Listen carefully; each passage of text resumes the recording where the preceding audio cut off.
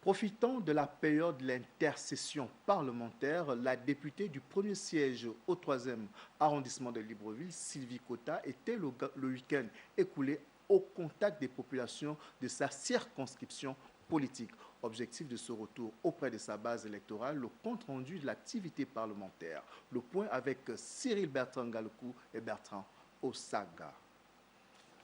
Elle leur avait promis, lors de son élection aux fonctions de député du premier siège au 3e arrondissement de Libreville.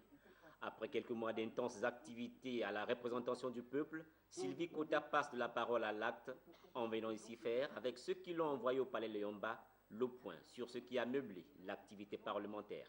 C'est un exercice parlementaire qui est imposé à tous les députés. Il est important pour nous de rendre compte aux populations de ce qui s'est fait au niveau de l'Assemblée nationale. J'ai tenu d'abord dans un premier temps à expliquer le fonctionnement, comme c'est la première année de la 13e législature qui va durer 5 ans, 2019-2024.